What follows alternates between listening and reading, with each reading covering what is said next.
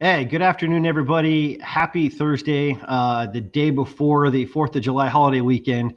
I know that tomorrow's a federal holiday, so I hope everybody out there is preparing for a really fun weekend. And hopefully, for all of you retailers right now, you're going gangbusters, selling out of all of your products on your store shelves as people are coming in to buy stuff to celebrate the 4th of July weekend and enjoying it. Before we head off to our weekend here, having a great conversation today with Edwin Charles, who's the Vice President of Sales from Quality Importers.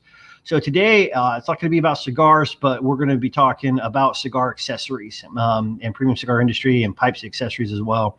And get to know Quality Importers. They have a huge portfolio of products that they offer for retailers on, and so we'll talk about that, talk about a lot of the products, talk about the company, find out more about Edwin. We were just having a little bit of a conversation before this started. Very interesting guy. So I'm excited to talk to him and have everybody get to know him. So on that note, I'm going to bring up Edwin, who is the Vice President of Sales for Quality Importers. Edwin, thank you for joining us this afternoon. How's it going? Great. Thanks for having me. Excited to be here. Yeah, thanks for joining us. Glad we could get this and worked out on the schedule. You're with Quality Importers. We were talking about before, but how long have you been at Quality Importers now?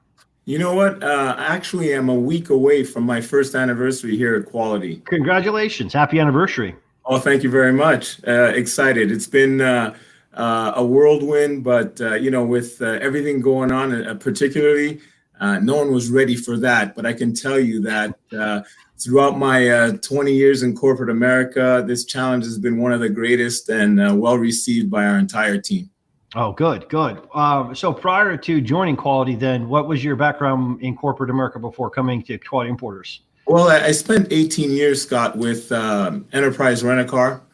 That's where my fundamentals came from. Spent a little time in, car rental. And, now, based on my career here, skills translate. And that's something that I've always said. All the skills that I learned early on as a management trainee up through the ranks have brought me to where I am today.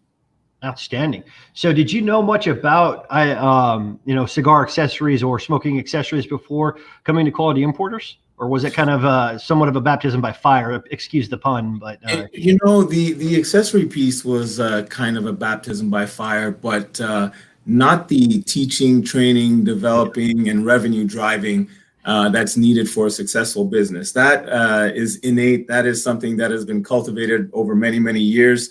For me, it was just a matter of understanding our product, who it was getting out to. So I spent time inside and outside with some of our reps. And really learned and listened from many, many people in the industry. Yeah, that's an excellent point. It's off of one of those statements that you make that what you said, those core skills, right? It transcends industry. And so you're able to apply those, right? And that was kind of sort of what I relied upon as well when transitioning from roads to radiology and radiology to cigars as far as the association component is concerned. So absolutely. So you talked about the company going through this. And before we get into that, I'll say hi to Christopher Gomes. He's a pretty loyal listener and follower. So how you doing, Christopher? Hope everything's going well. Welcome, Chris. So obviously no one had a crystal ball to see this pandemic coming the way that it did. I think obviously some people knew that a pandemic was probably going to hit, but nothing like this, and kind of especially the reaction and what's happened. So you made mention of it a little bit earlier. Can you walk us through a little bit about some of the challenges you all face at Quality and some of the outcomes that you've had, and it seems like there were some things that you guys have done that's pretty kind of some overcoming of those things and some successes coming out of it. It was challenging to say the least, but led by our CEO Mike Giordano and his wife Marilyn, we really decided to take this head on and hold each other accountable. And as we've done that, regardless of work group, everyone decided to swim in the same direction for two reasons. One, for the benefit of our customers and for our own benefit, because we've seen many businesses close, people lose their jobs, and we didn't want that for each other. So this really, really galvanized the team. Oh, that's great. And I think I remember this, correct me if I'm wrong, but earlier on, I was talking with Mike at the beginning of this, and there were some kind of special promotions or some things that you guys were doing, reaching out to retailers to kind of help and assist in that. Can you kind of talk a little bit about some of those programs that you guys had going on early on with some of your retailers? Well, certainly. We, at one point, Scott, 68% of the retailers that we do business with were shut down. Yeah. But we took it upon ourselves to just continue to remain in touch, because there are a lot of people who wanted to do business. There are a lot of people who wanted to keep their doors open. And we said, how can we, as a business partner, help them and in turn help us, right? Because we needed the help ourselves. We're humble in saying that. So, we came up with a great special that allowed for them to buy, because if you don't buy, you die. And a lot of people understood that. So even when only 32% of our retailers were open, those bought and they understood. And we provided them every opportunity to buy at low prices, large quantities, which in turn kept them afloat, kept us afloat. More people heard about it. The message got out, and we really took off from there. No, that's great. I mean, that's kind of the essence of partnership, right? A partnership, both sides. It's got to be symbiotic and both sides. So that's why when Mike had talked to me about this a few months ago, I thought, this would be really good to see how this kind of continues and the results from it. So it's really good to hear that it's been a really positive thing, both for you as a company, but also for the industry. And that's important because, and this is the next part that I'm really curious to talk about here. I've been, into cigars for, going on 15 years or so. Right. And, you first get into it, there's a lot of excitement about finding out about the cigars and everything, but there's also this huge component that comes along with the cigars. And that is the accessories, the cutters, the lighters, the ashtrays, all these different things that go into smoking of the cigars, the humidifiers, humidification, everything that goes into it. It's not a hobby for the passive, to be honest with you. I mean, the passive ones are the ones that are grabbing it to go and head out onto the golf course every now and then, or smoking it for the birth of a child, and then they'll probably forget about it for another year. But for those that are really into it, I have a good friend of mine that I worked with about 20 years ago, and he used to work for CNN over in London. And what he would do is, every Saturday morning, he'd go hit the tobacco shop and get his cigars and stuff. But he showed me a picture of his collection, and he's got a massive collection of both pipes, and he's got a massive humidor stuff full of cigars. But one of the things that he loves most is his prized collection of lighters. Right. He's got lighters from like 1920s that have like clocks inside of them and everything. And so just in terms of your introduction into the industry, I'm just curious, what have you found in terms of, I mean, again, a cigar smoker, they're tactile, they're smelling, they're tasting, everything else. But there's that other element that accessories, I think, brings for those that are more of the avid cigar smokers out there. Just kind of want to get your perspective on that and kind of what you learned from that, and kind of, even the customer interaction and or retailer interaction as they approach the accessories. One thing that QI has in particular is our family of brands, right? We encompass the whole gamut of cigar accessories. So, our ultimate goal is to be the one-stop shop. So if we come to you as a retailer and you have, 15 different vendors for all of these different cigar accessories, we probably have them all. And we want to be the one to provide you with that. We know it comes with a lot of hard work, with a lot of trust, the relationship building, and, inevitably great service. But, one thing that I recognize as we work towards that is that, our customers are starting to understand our scope and our brands. And, once upon a time, we were known as, the company that bought Zycar, but we're way beyond Zycar. We have Palio, we have Stinky, we have so many other, Cigar Caddy, we have so many other brands that are prominent in the industry and that make us complete. We are complete. And that's one thing that intrigued me as I came into the industry, and we hit a myriad of price points, so it's not only for the rich, it's not only for, it really covers the whole board. So if you need something cigar accessory related, we have your price point. We have something for you. That's what intrigued me. That's what made it an easy sell to me. And I knew that I'd be able to get the most out of my team by pitching it that way to them. Yeah. Oh, yeah. And for you, as you've kind of gotten into this and really started to get to know more about the consumer, the retailer, et cetera, has there been anything in particular that has either surprised you or has been kind of a, the learning component of understanding sort of the connection that a lot of folks have with accessories, whether it's a lighter, whether it's a cutter, whether it's, specific, humidors or things like that. Has there been anything that you've been like, I never would have thought that this would have been the relationship that the consumer would have with this type of accessory? Because, if you don't know, I don't know how much you really knew about the cigar industry before coming in, but I mean, if you think about it, and I get this a lot because I have, a lot of relatives and others that don't know anything at all, don't smoke, don't have anything to do with it. So they'll oftentimes relate, if it's a lighter, it's a big lighter that I'm lighting for a cigarette, right? There's not a whole lot there, right? Or I'm just tapping an ash out on the driveway, but that's not it at all. I mean, the accessories is such a big part of the enjoyable experience of cigars.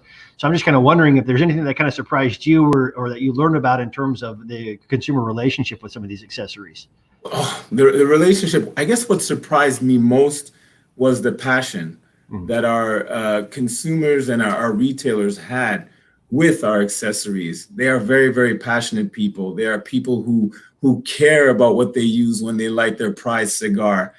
They are people who care about the accessory they use when they cut their cigar. They are passionate about where they keep their cigars, how they keep them humidified, all of that. It's a very, very passionate industry. And we here at QI, we are very passionate and we understand that passion. And I think that helps bridge the gap between wholesaler and user. Oh, yeah, for sure. So have you begun to start sampling a little bit more cigars now that you are in the industry? Sure. It's funny you say that. I have a pretty good cigar story. About a week in, I went to our VP of marketing and I said, hey, I'm new to this game and I'd love to get a recommendation for a few cigars. We got a great brick and mortar spot around the corner. So he gave me a list of 5 or 6 and I went and I bought them and I came back after lunch and I showed them to him and he said, you're going to enjoy this for this flavor. You're going to enjoy this. It's medium to stronger. And I said, fantastic. He says, hey, Edwin, how many cigars have you smoked? And I said, maybe 5. He said, I smoked 5 before 9 a.m. So, I needless to say, I've smoked many more since then and become, I know what I like and I like what I know. So I'm kind of sticking to 2 or 3 and very excited to learn even more about the cigars themselves. Yeah, it's a lot of fun, and it's one of the great joys I have within this position to be connected to so many of the manufacturers and understanding their approach and how they approach the cigars and the blends and everything, and to just witness as close to firsthand as possible the experts in their craft. So it's a lot of fun, and it's for me it's easy to understand how people can get so into it and how enjoyable it is, and but kind of getting back to kind of that component of it, there's so much that leads into it from the type of cut, right? And the type of cut is going to impart a different smoking experience and how that works. And to your point, even the lighter, right? If my lighter doesn't really work and I have to relight my cigar, but it's not working, so I've got to stop and I got to go back and I got to go find another lighter or something else.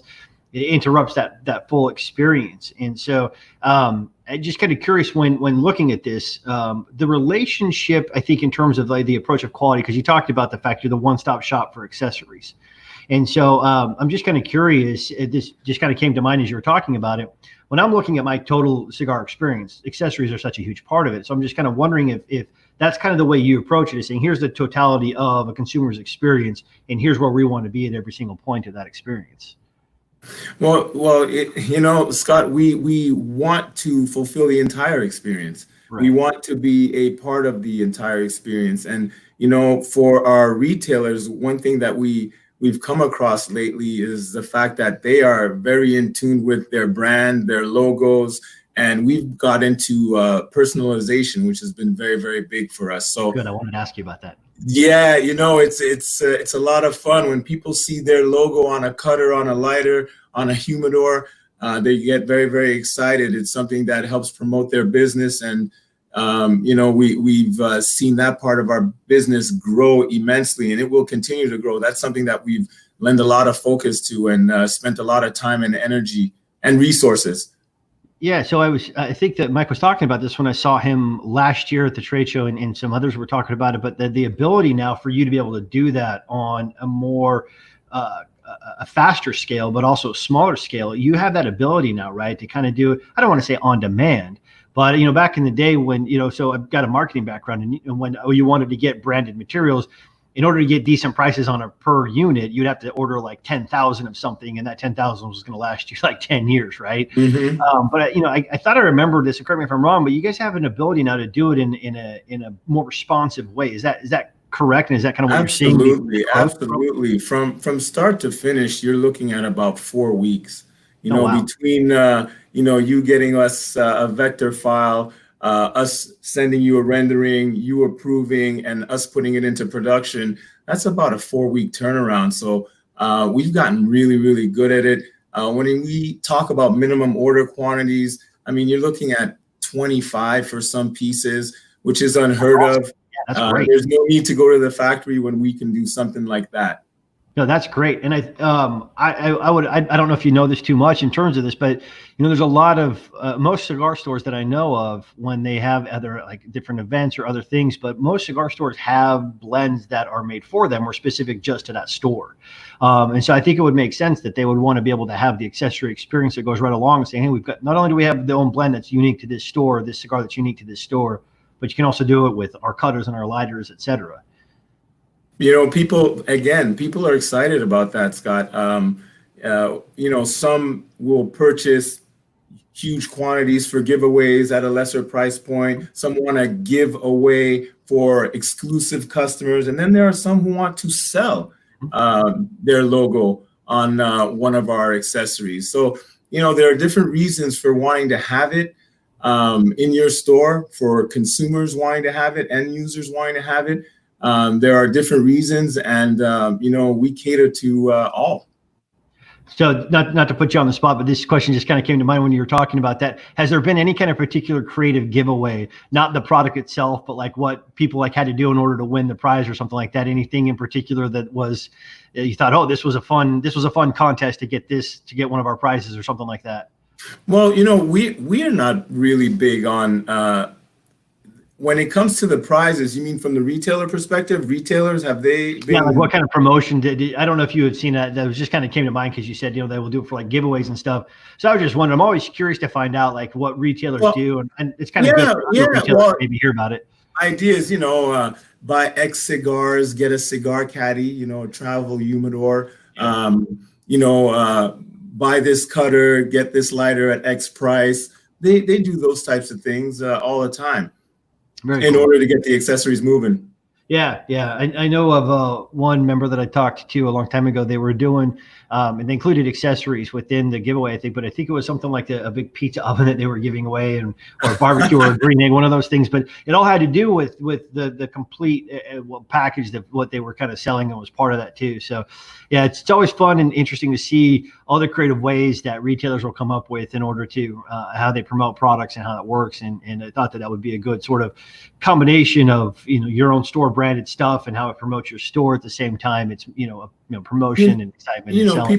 We've seen people have their own golf tournaments with their accessories available either for sale or for giveaway.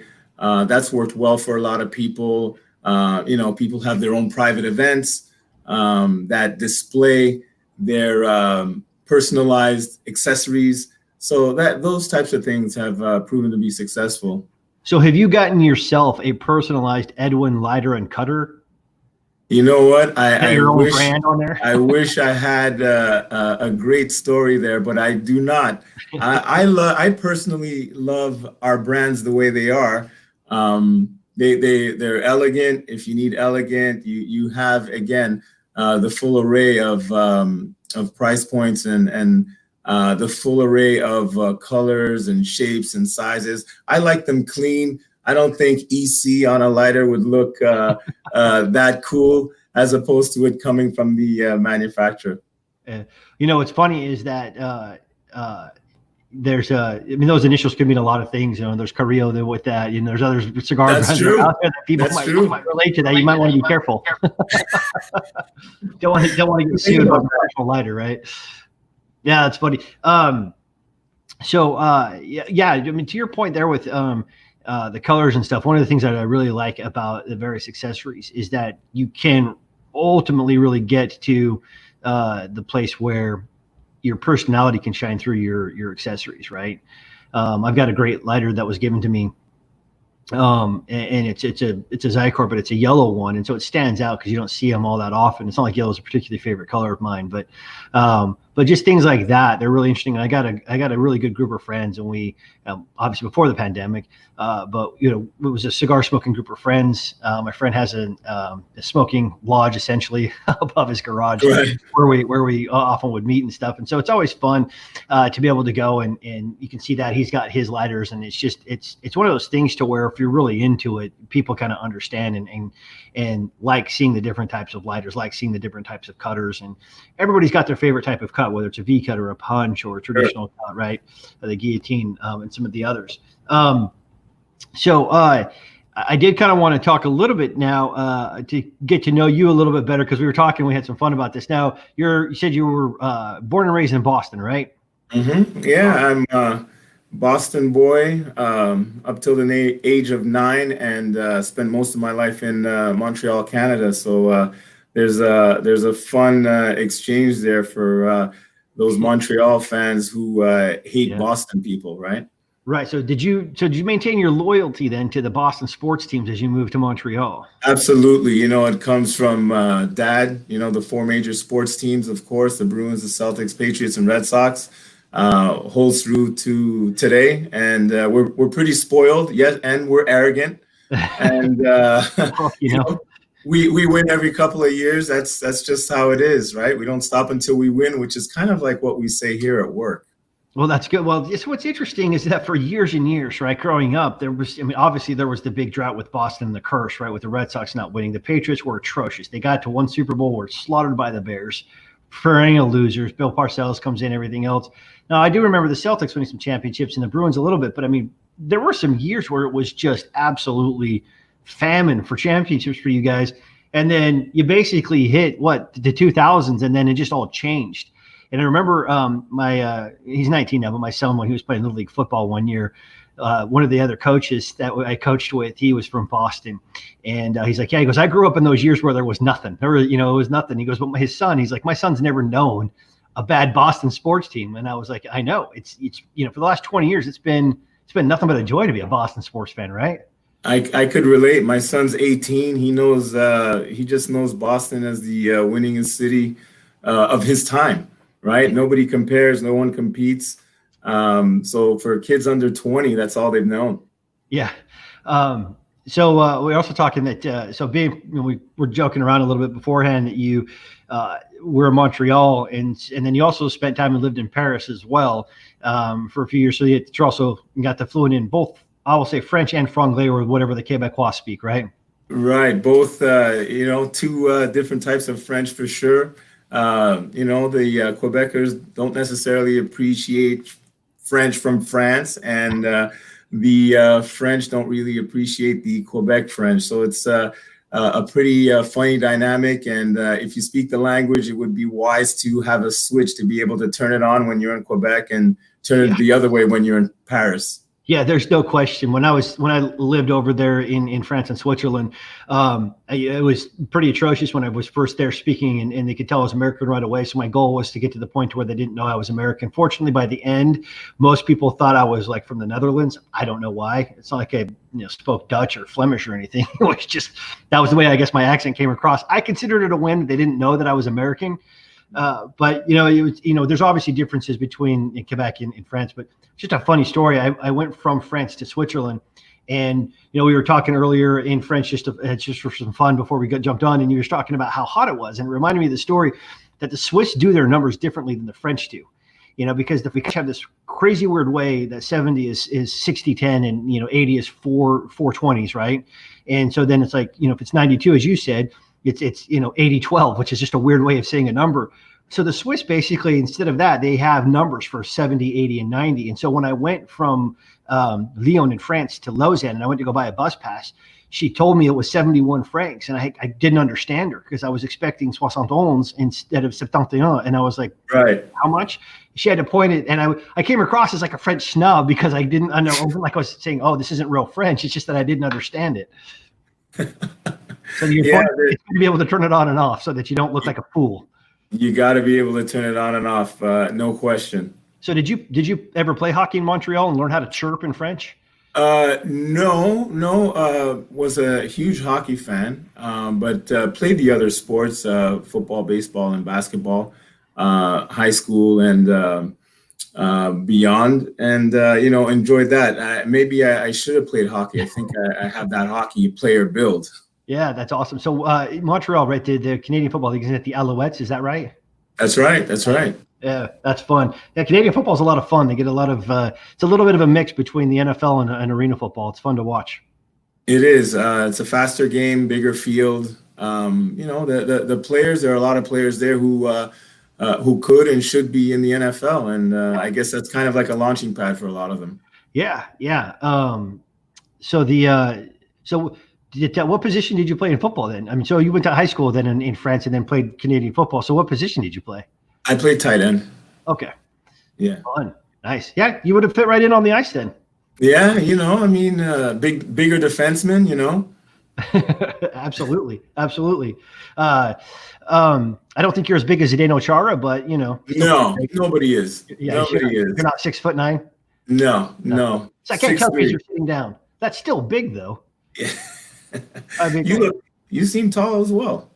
I'm not that tall. I'm 6 feet. So there you go. That's tall. It's yeah. So yeah, but I always find it fun. The French, because there's this the Canadian French is a very different way, and so the chirping that ends up happening in hockey is kind of funny in a lot of ways. But at the same time, I mean, they definitely give as good as they get as far as that's concerned. So it's always fun. I got into hockey at a young age, but really it was my wife. She's a huge hockey fan. So, and in fact, I got a new mask today just to show you all. It's a Washington Capitals mask. Wow, yeah. That's impressive. That's impressive. Yeah, it was a gift from a fan here. One of my colleagues here, Greg. His wife got an extra one. So, Val Bradshaw's watching. Great. I was hoping that she was going to jump on today because she's Canadian. She was talking about put this up for some people to see. Oh, okay. She's from Regina, Saskatchewan. The Rough Riders. Yes, the Saskatchewan Rough Riders. Are they still green and silver, green and white? I think they are. I mean, Canadian football is a great game. There's no question about it. It's a great game. And so after school, then is that how you ended up with? You said you were with Enterprise, and were you with Enterprise in where were you with Enterprise? In Europe as well. I had the opportunity to launch the 3 Enterprise brands in Paris. Enterprise, Alamo, National, great experience. We purchased an existing rental car company and brought our North American dynamic to it and helped bring it to prominence. Very cool. So from that experience, kind of what we were saying a little bit earlier, how some of that transcends industry. What are some of the particular lessons you feel have served you really well in order to be successful when you're, again, regardless of industry, when you're really looking at both management but also sales, because you're VP of sales. I think a lot of our retailers, everybody's in the business in this industry really of selling. So what are some of the, pardon me for that one, what are some of the more interesting and helpful things that you've learned that you apply for yourself in order to reach some of those successful milestones and being able to consistently hit high marks when it comes to sales? I think it's very important for anyone involved in sales, as we all are, to listen to our customers and listen to their needs. Listening to their needs really, really goes a long way. And then you can, then you begin to consult. I was never really fond of the term sales rep as much as I am sales consultant, because we are consultants, and consulting adds an element of partnership as far as I'm concerned. And, if we take the opportunity to listen to our customers, and believe you me, Scott, over the last months, that's what we've done. And that's what's enabled us to keep the lights on and be happy with where we are today coming out of this. That's where we've gone. That's what we've done the most. We've listened. And of course, we've maintained constant communication, because our customers want communication. They want to know that you're there for them. And we haven't disappeared. We never disappeared. Regardless of what's going on the outside, we remained in front of our customers. We remained transparent to our customers. And we've held ourselves accountable to how we deliver the experience to our customers. And that's worked. No, that's great. Are there any particular products that are sort of when you're looking at them, whether it's, this particular lighter or this group of lighters, or ashtrays or cutters, whatever the case may be, but is there any particular product that you see is generally more successful, or does it really kind of depend store region wise, or is there kind of some suites of products that you think, yeah, these ones are always sort of like that gold standard that are there and sell no matter what? There are a bunch, and it really, really depends on the retailer himself and his taste and what he sees moves off the shelves. We could propose something that we've seen move, as you said, in one region, but he'll tell you that, nah, we've tried that and mine are collecting dust, or it doesn't work for me. And we could offer suggestions, as we spoke earlier about events and or just in-store events or tournaments or whatever the case is. We can propose that kind of stuff, but the retailers generally know what works for them. We in turn expand on, our family of brands and what could potentially work. We want to consult. We want to speak to, the beginning of the experience through the very, very end, to when you're budding out that smoke or carrying your smokes. We want to speak to the entire process.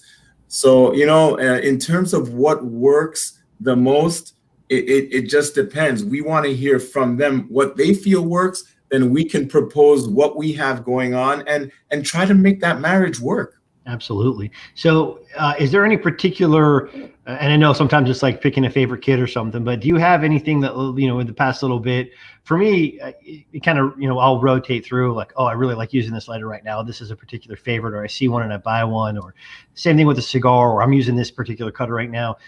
But is there any kind of particular product right now that, oh, I'm really excited about this. I think this is great. Or even anything. I gotta tell you. Oh yeah, I'm extremely excited. We came out with our newest lighters, the Meridian. It's a triple soft flame lighter. It retails for $150, but what a pretty piece, Scott. I offline, you and I'll talk about it. It's something to behold, and we're very excited. It's been launched for about call it 6 or so weeks now. 6 to 8 weeks, and we've heard rave reviews. People continue to purchase. It's flying off the shelves, and it's an exciting piece. I have one myself. It comes in 6 different colors. It's a beautiful, beautiful. I was going to ask you about the different colors. I'm going to, what colors do they come in? Wow, you have gunmetal and black, rose gold and black, red and gunmetal. There are blue and silver. There are 6 different colors. 6 different colors. I like the fact that it's kind of a combination. So this is an interesting question. We talk about the growth of the industry and getting more consumers interested. And when we look at it, obviously, more women smoking cigars now and wanting to bring more women into the hobby and making sure that they understand that this is obviously a place for everybody, that everybody enjoys cigars. Have you seen growth in the accessory lines? You talked about like that rose metal, the rose and the gunmetal, or that combination of colors tends to be probably a bit more of a feminine color palette. Just wondering if you've seen a growth in the production of either color items or things like that within the accessory line, trying to, probably focus a little bit more on the female consumer segment. We have colors that are, as you say, not the typical black and gold or black and silver, the reds, the blues. Those do cater to a different audience. I tell you, last year at Smoker Friendly, I had great conversations with female cigar smokers, and some of them had their cigar caddies bedazzled.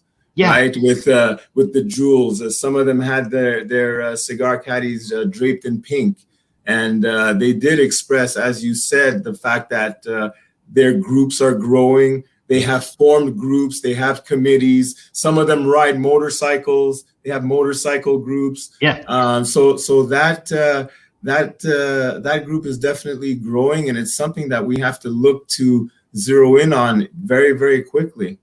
Yeah, it's one of those things too. When you mentioned that color, it's like, oh, this is perfect, and I think is quite honestly a bullseye, because we hear from so many different constituents, especially when we hosted a lot of events here at the Townhouse, primarily for people that are on Capitol Hill to come and get educated about what the premium cigar industry is all about. They can come here, they can generally learn from a manufacturer about their process and understand why it's different. And then they get to enjoy a cigar and go through it. And to your point, a lot of the various female smokers attend these events, and they're part of those consumer groups. And quite often I hear from a lot of them, they're like, yeah, oftentimes I think people think that there's a misconception that women want flavored cigars or lighter or whatever else.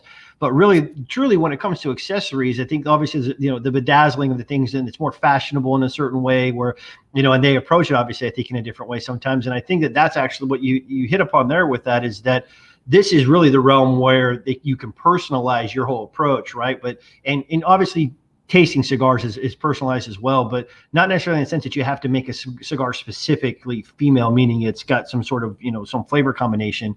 It can be just the same type of cigar that you would normally make, but that the personalization would come through a lot of the accessorizing and that part of the experience of cigar smoking. Well, with respect to the accessories and the colors, I mean, we're seeing a lot of yellows and oranges and, blues and, colors that aren't the norm, right? We're typically we're seeing camo and the blacks. The blacks always fly.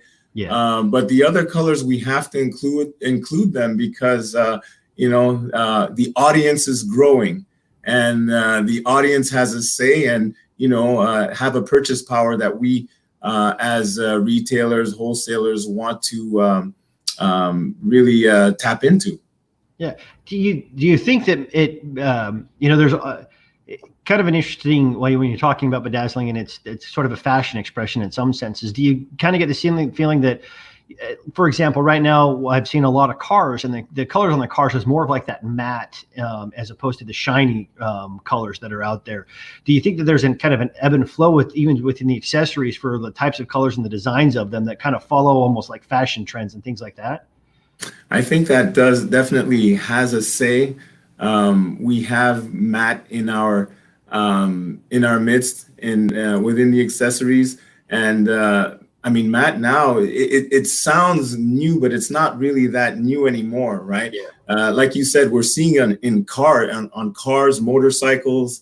We're seeing matte all over the place. So going back to your initial question, of course, our accessories are catering to styles and fashion and following that flow. Sure. Do you've talked to mentioned motorcycles a couple of times. Is there kind of an approach, or is there thought in terms of the ways accessories, I think, probably have an easier time either partnering with or doing things with either adjacent lifestyle industries than probably tobacco does, right? Tobacco's got its challenges in the way that industries will or will not want to be associated with it. Do you find that is also the case with you as accessories, or are there certain other brands, whether it is with the motorcycle brand or whether it is with the fashion brand or something along those lines, to where there is somewhat of a partnership or a collaborative thing that happens on any kind of particular accessory with a company like Quality? Again, with all of the brands that we carry, I think we can latch on to many groups. Right. And I own a Harley myself. And before I came on to Quality Importers, I wasn't really part of the heavy smoker side, but I could tell you that in the biker space, a lot of us do enjoy a good cigar. So that partnership seems to just go, as the saying is. It's not a match, it goes, right? Yeah. No, perfect. Yeah. So have you? It's Sturgis, right? Isn't that the big motorcycle that Harley does every year out there? Have you ever been to that? No, well, I've been to Biketoberfest. I've been to a few Toys for Tots. I've done a few events, a few of the more local South Florida biker events. Saw some stars on their bikes, and you'd be surprised. The biker world is incredible. It's a large group, and if you own one, you're in. Yeah. Yeah, my brother-in-law's been riding motorcycles since before he could walk. He still has the same mini bike that he had when he was 5 years old. It's one that I rode when I was about that same age. I remember hitting a patch of loose sand and crashing it. But it's an old Honda. It's a little red Honda that his grandkids are now riding around. But yeah, he owns a Harley, big motorcycle guy. That's his last thing I think on his motorcycle bucket list is to do Sturgis sometime in the very near future. But I got to assume that living in Florida presents you a year-round motorcycle weather, as opposed to in Montreal, you probably get about 25 minutes and then have to put it back in the garage. I never got to ride in Montreal, but I could tell you that here, Scott, 92 degrees, I'm not having that much fun. No, I can hear my skin sizzle if I'm wearing a t-shirt. You get done with the ride, you got to go wring out your shirt from. Sure. Yeah, it gets really hot. Yeah, no, I know the feeling. I don't do well with humidity either. So you can tell that you're a northeastern guy then because of that, right? Right. I grew up in Utah, so I'm not too good with the heat either. So it gets pretty hot on the road there, that's for sure. Between the sun hitting the pavement, hitting your bike, hitting yourself, it gets very, very hot. Yeah. Is there anything in particular? So the last kind of real question before I want to get into some of your predictions about the Stanley Cup playoffs as they're coming down. But you talked about the Meridian that you guys had just released. Are there any particular things coming up that retailers, consumers might want to know about that might be coming out either later this year, beginning of next year? They kind of want to be looking forward to. Sure, of course, there are some products coming real soon. I'm kind of sworn to secrecy, but definitely have more products on the horizon. Can you at least give us categories of lighter cutter. Very cool. The marketing and design team has worked very, very hard to put something special together that's really a great value for the money, and that's exciting to us. It's kind of like a revamp of a piece we used to have, but this one here is going to give our customer a great bang for their buck, and we're looking forward to the launch. Awesome. Do you have a time frame for when that launch might be? It's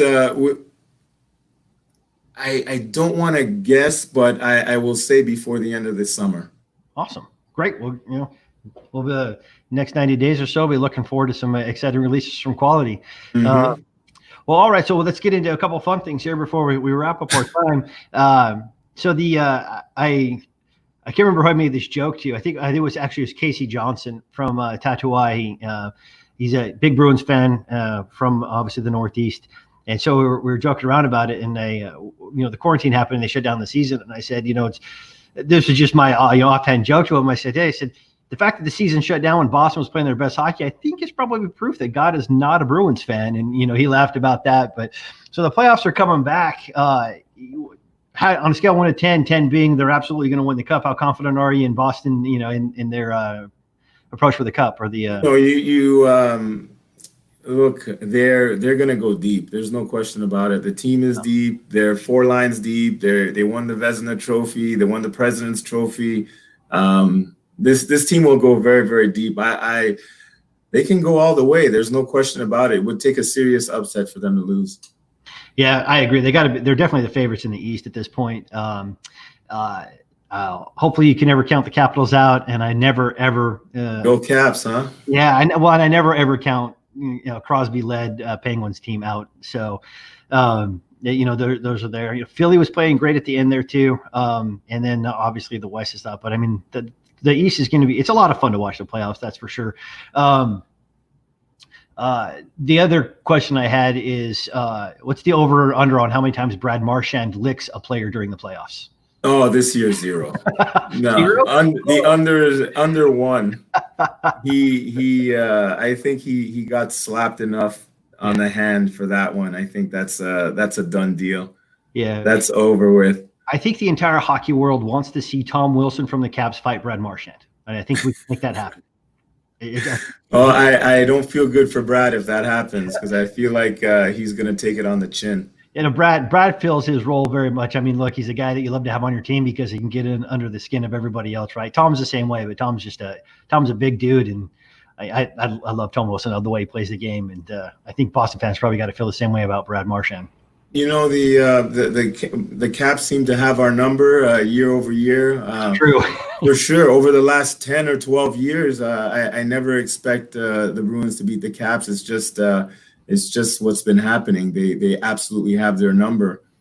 Yeah. Funny story. I told you my wife loves hockey. We did a kind of a honeymoon trip up to New York City, and we decided to go see the Devils were playing, and they were playing Boston that night. So we were there with the Devils fans and going over, and Boston thumped them pretty good. And so it was fun, kind of commiserating with the Devils fans there about Boston thumping them. And this is a long time ago when the Caps, I mean, Obi was in like his second or third year in the league. And so Caps were still struggling at that point. So it was pretty fun commiserating when Boston was thumping them, but it was a fun time. But I don't follow basketball that much. I don't know. You said you're a Celtics fan, and I know the NBA. Are they going to be? I'm ashamed to say I don't even know if they're going to be in the playoffs when the NBA comes back. Whenever sports come back, I think right now all Boston teams are poised for success. Maybe the Red Sox a little less, but everyone else will be good. And I think that the rest of the Cigar Nation, you have a cigar lover and a cigar store owner now as the quarterback for the New England Patriots in Cam Newton. Yeah. Isn't that fantastic? Yeah. We're going to have to find a way to get close to Cam and find out what he likes, what he doesn't like. And we've got some retailers that know him pretty well, actually. And so we've been talking with the manager of the cigar store there, saying, hey, if Cam ever wants to talk with us or jump on with us, let us know. And he's obviously really busy right now. And I grew up out west, so Seattle's been my NFL team for a while. So now Patriots are kind of an underdog situation. I don't mind them so much. Yeah, I'm sure. Look, we're like the Yankees of football, right? People love to hate us. Yeah, you're easy to hate. I mean, God, how many Super Bowls have you won? You got Belichick and all the controversy surrounding it. So, I mean, it's good to have a villain, to be honest with you. It's good for the sport. I mean, a villain other than Roger Goodell. So, yeah, it is good for sport, and hopefully at some point that comes back around. Yeah. But in the meantime, as things start to come back around, if there's anything that I can share out there is to not take our foot off the gas. We have an obligation to our coworkers and our customers alike to really provide, to listen and provide on both ends of the scale. And if we can do that, it'll make for great success. And when this is ultimately done, when what's globally happening is ultimately done, the strong will survive and really, really prosper. So don't take your foot off the gas, because, there are a lot of people who want to be heard, who want to be productive, who want to be successful. We have to keep fighting. Yeah, very well said. Last question I have, when you mentioned motorcycles, is there a dream motorcycle trip that you have yet to take that you are looking forward to taking someday? Yeah, you know what? It's going to have to be when I retire, because it'll take a long time. Yeah. It'll take a long time to ride all the way to California, right? Yeah. So I know some people who drive from South Florida to Chicago and do a 24-hour trip. Oh. They have lunch, and then they just come right back around, which is kind of crazy to me, in 2 days. That's not my thing, but riding around the country would be a lot of fun. Yeah. So you're going to have to get a really, really nice, unique Harley lighter that matches your motorcycle. That's an Edwin Charles, unique special edition lighter to go with you, so you can smoke cigars on your journey. You know what? Now that you continue to talk about me personalizing something for myself, I think I got to start working on that right now. Perfect. See, then that way you can show it to everybody else and say, hey, look, I did this, so you guys could do the same. You know what? I'm going to do that, and I'll show you. Perfect. Look forward to it. Well, Edwin, I look forward to being able to meet you face-to-face in person, hopefully sometime in the very, very near future. Thank you so much for joining us today. It was a lot of fun. Learned a lot about you and some good stuff coming from Quality that we'll look forward to here in a few months. So again, my best to everybody there at Quality, and you and your family. Be safe and stay well. And I'll talk to you soon. Scott, what a pleasure. And listen, stay safe. And you and I communicated via email about what's going on out there. And, our thoughts are with you. And again, know that we're going to come out of this a lot stronger. So let's stay in touch. Absolutely. Thank you so much for that. I really appreciate that. And to everybody out there, thank you so much. There'll be a brief pause in terms of the PCA Lives moving forward here for a few weeks. But we will have a couple of things come up here, and we'll communicate that to you when we finalize those. But to everybody out there, thank you so much for your support. We really appreciate it, and reach out to us anytime. Again, thanks, Edwin. Have a fantastic holiday weekend. Cheers, Scott. Be safe. Thank you. You too. Thanks. Take care, everybody. Have a great holiday weekend, all.